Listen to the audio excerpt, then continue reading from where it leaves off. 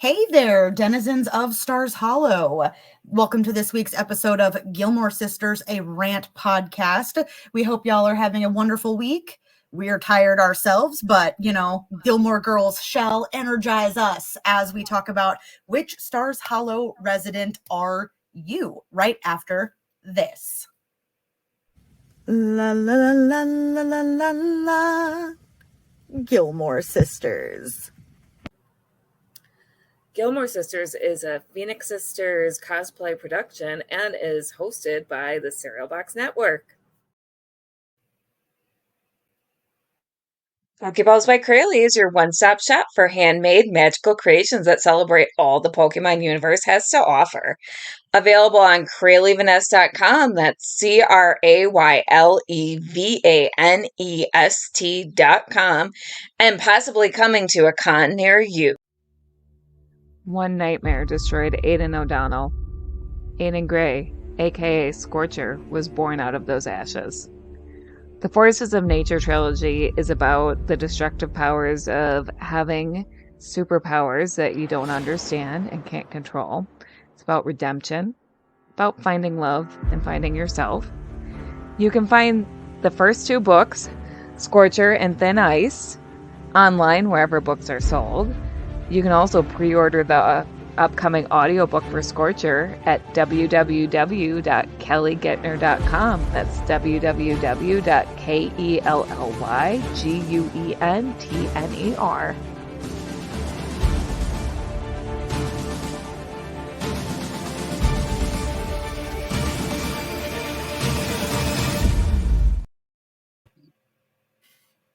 Hey Kelly, how you doing? Well, like you mentioned, tired. I could use some of Luke's coffee. Oh yeah. Coffee. But not 3 cups, just to be clear. I could use 3 cups. I'm not a coward. Actually, yeah, I totally could use 3 cups. I haven't had any today. And to our viewers at home, I actually was never a coffee fan until this year. I finally found my coffee flavor. I was always a tea drinker, just like Alexis Bledel. So, but finally, I have fallen in love with mochas. So that is my coffee. So that's my story. So I don't think I really count as a Gilmore girl until I get into coffee. So now I'm officially a Gilmore. Right. Meanwhile, I'm like Lorelai over there pouring people's gross cups of coffee left over from breakfast when you're snowed in into my own cup and drinking it. I'm pretty sure you do that, yes. No, I only drank Thomas's coffee that one time. Of course, today is not about which Gilmore you are. Today is about which Stars Hollow resident you are, aside from the Gilmores. Right. We're talking about the townies, y'all. And we actually we did our homework beforehand. We took a BuzzFeed quiz that asked which Stars Hollow townie you are, because we want to talk about not only which one you want to be, but which one you are. Yeah, so we'll do that last. We'll talk about which ones we thought would be fun to be before, and then like a couple of little guidelines about like, if you have this thing going on, then you're probably this side character. But yeah, no, that's our commitment to the show. We took a BuzzFeed quiz. The prep was grueling. I know. So wait, we're starting with our quiz results, or are we starting with what we aspired to be? We're starting with what we aspired to be. Okay, so first I aspired to be Miss Patty because I would, first of all, I love to tell stories and absolutely dramatize events in my life. And I would love to have her history with the stage, and I would love to own like something artsy like a dance studio and just be this magnificent, eccentric figure. I probably am a little more like Babette, or I thought I was more like Babette, who is quirky, who has a husband that she adores and he adores her. And I would love to have a cat that I adore. My husband's not a cat person, unfortunately. Neither of those was my quiz result. Spoilers. So what about you, Crayle? Which Stars Hollow resident would you aspire to be? For me, it was between Babette and Lulu. Like Babette, like all the reasons you mentioned, like she's quirky with the husband who loves her, she loves him. Like she keeps herself busy. She's got a close friend in Miss Patty, but I don't really want the pressure of like the stage or whatever, leave that to Maury. I'll just live vicariously through him. Or Lulu, she works with kids and she's a free spirit who's got a really positive outlook on everything. Like that was not either of my results either. Yeah. So the first time I took the quiz, I'm surprised this person was a result, even though, okay, so I love her, but the first time I took the quiz, I got Drella. And I have to say, I am not cool enough to be Drella. Okay. I was like, nope, that's not right. So I took it a second time. But I'm gonna read Drella's description. And I was super flattered by it. But I was like, you know what? I need one of the characters that lasted longer than the first season. Like I think Drella was only in the first episode, right? No, she was in a few episodes after that, but not as forefront. Right. And that actress was actually supposed to be Suki, but because of availability, she wasn't, which, I'm glad we got the Suki we got. And I love Drella. But so Drella, you tend to live life by your own rules and you have a damn the man philosophy. You're also very sarcastic and can play the harp pretty well, especially Black Sabbath songs, an oddly specific talent. Okay, so I cannot play the harp. I am tone deaf. I sadly cannot play any musical instruments, but yeah, Drella is too cool for me like that.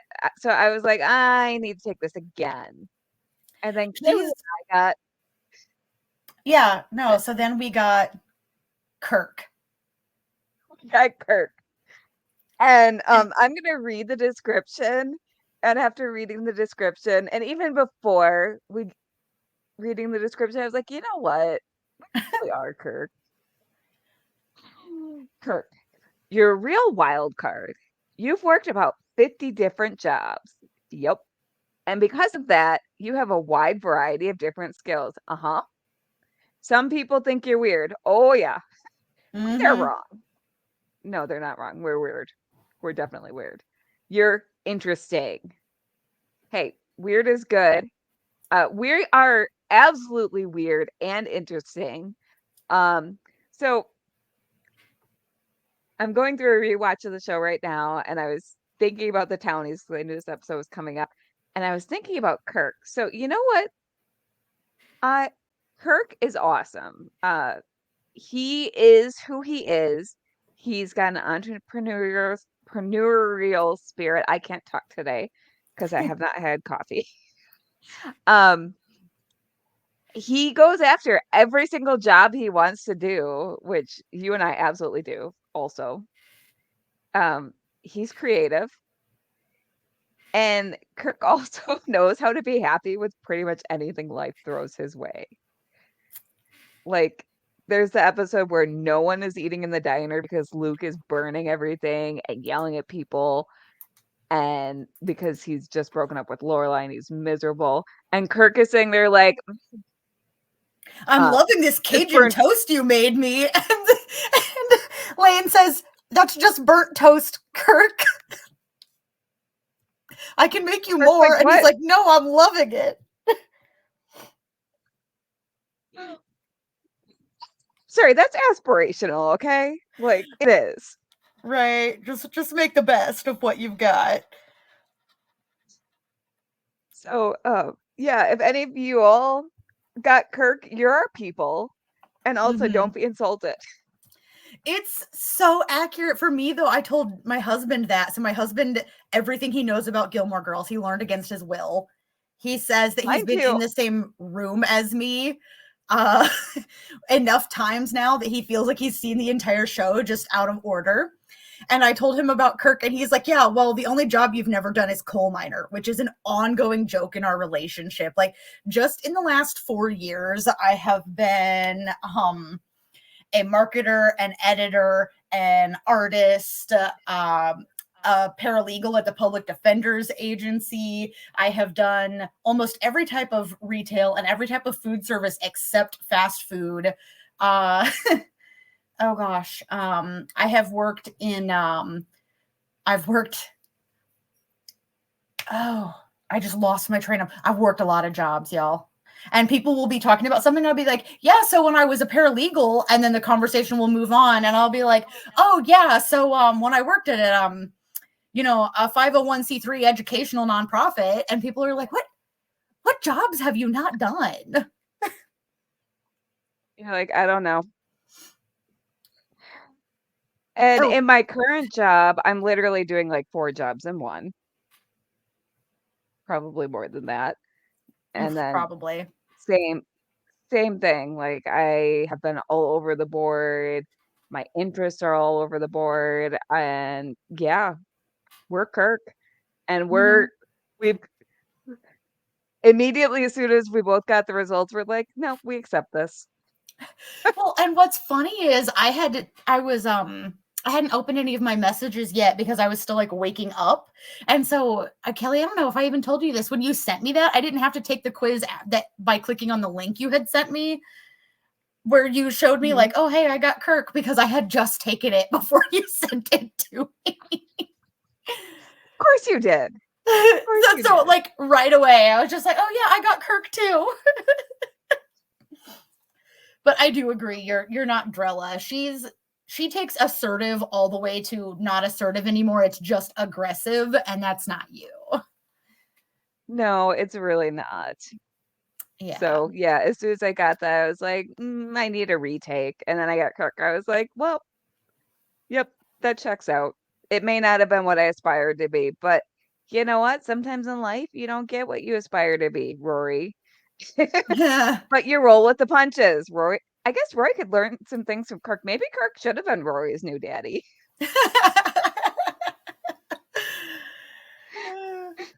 Yeah. So if you don't want to take the BuzzFeed quiz or any of the other quizzes out there about which Stars Hollow like townsperson you are, here are some quick notes. Now, if you feel like one of your defining characteristics is that you're a bit of a misanthrope, you're somewhere either a Luke or a Michelle. If you're like a medium misanthrope, like you want the best for people and care about them, you just don't want to have to deal with them directly, you're probably a Luke. And if you actually just like want people to mind their own business and you mind your own business and only care about the people you care about entirely, then you're probably a Michelle. Also, if you're a super natty dresser, very stylish, and have excellent taste, Michelle. If you don't care about any of that, probably Luke. I feel like there's a Luke to Michelle spectrum. Yes.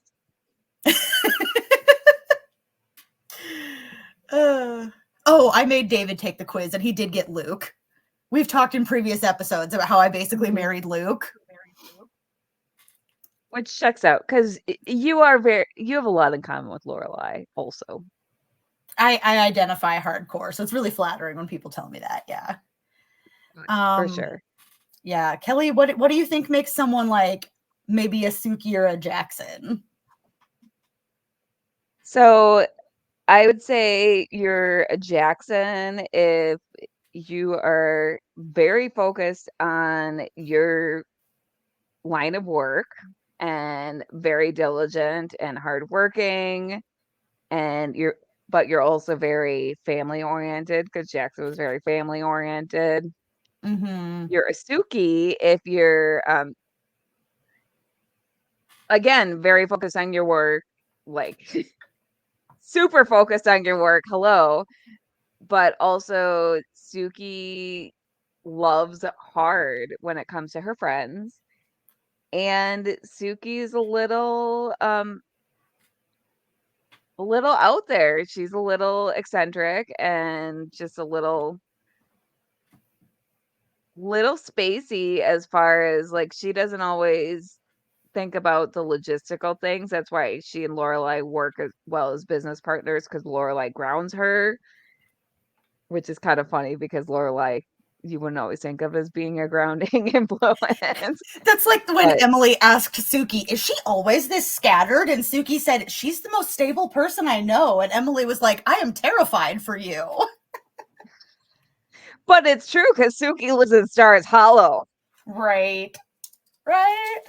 So yeah, I feel like And one of the then biggest differences between being a Suki or a Jackson is Jackson is really committed to his line of work, partially so that he can bring stability into his home.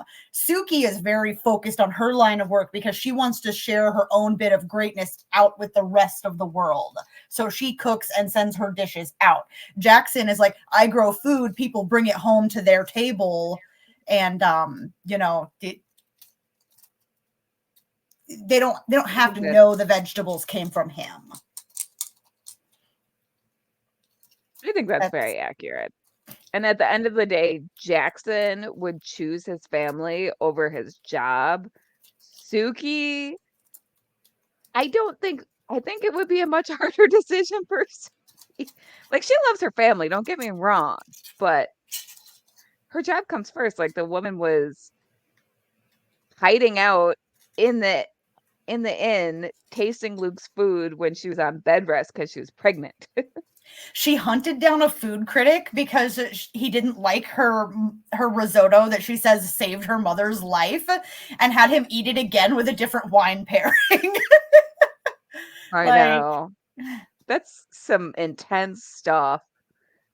And then we have Taylor. So you might be a Taylor if you just thrive on adhering to rules and on things being just so. And that's not always a bad thing. Like, the world needs Taylors. I think Taylor takes it to an extreme that makes the people around him pretty unhappy a lot of the time. But the world does need Taylors. Well, and we see from the little couple episode arc where Jackson becomes the town selectman that people did take Taylor for granted, and that things don't run as smoothly without a Taylor at the helm. So, like, agreed. People had a lot of expectations, and I think one of the nice things about Taylor adhering to the rules is when you have a small, close-knit community where things get personal all the time, you need to go to something in writing, which is why, like, it matters where Jackson's like, Kirk got mad at me that he's allergic to all pine-scented things, and I let somebody sell pine sachets outside this place because this other person was selling this other thing at the... It's like, why didn't he just go to the rule book and be like, okay, is there a statute about where you can and can't do these things? Yep. And, like, rules are there for a reason. Sometimes they're stupid rules, and that's when you, like, revisit them and go, okay, why do we have this rule? How can we be better served? But rules are, rules help keep our society running. Right. I also think a really misunderstood thing about Taylor is on a first watch, I think a lot of people realize as they watch more, but on a first watch, it seems like he is power mad, and sometimes he is, but I think actually a lot of his adherence to the rules and his desire to be on 80 bajillion boards and own a bunch of businesses and stuff comes from a really empathetic place. It's just harder to recognize because he kind of views like Stars Hollow as a body, like its own entity, and he wants to care for Stars Hollow. So true. I feel like no one loves Stars Hollow like Taylor loves Stars Hollow. He is faithfully devoted to Stars Hollow and whatever is best for Stars Hollow as a whole. Damn whoever gets in the way of the good of the town. Right. But I mean, he can still be a caring person, and there you see little instances where it shines through, like he is a little bit miserly about things with money, but when Rory's arm is broken, he gives her a peach for free. I'm always a little bit moved by that. He asks her how his arm is, gripes about how Jess is a thug and a menace, and says, "Here, have a peach." Yeah, that's a good example of Taylor not being a one-note character. Nobody Almost nobody in the show is one note. We've gone over that. And then let's see. So what about Gypsy? Oh, Gypsy's not as developed as a lot of the characters we've already talked about. But if you're one of the people who is like going against traditional gender roles, that's a big thing, but not doing it like just because you want to defy your gender role. Like Gypsy wears Carhartt jackets and works on cars and stuff, but she's also very into girl power and she's more sympathetic to Lorelai than Luke automatically, and goes to a lot of the events in the town that are more frequented by women, like a bachelorette party or something like that. So, and Gypsy takes no guff from anyone, and I like that about her. Have we discussed what the actress headcanons about Gypsy's feelings for Lorelai?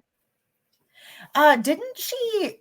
I don't know. We haven't discussed it on the show, but didn't she think that Gypsy had a crush on Lorelai in her headcanon? Yeah.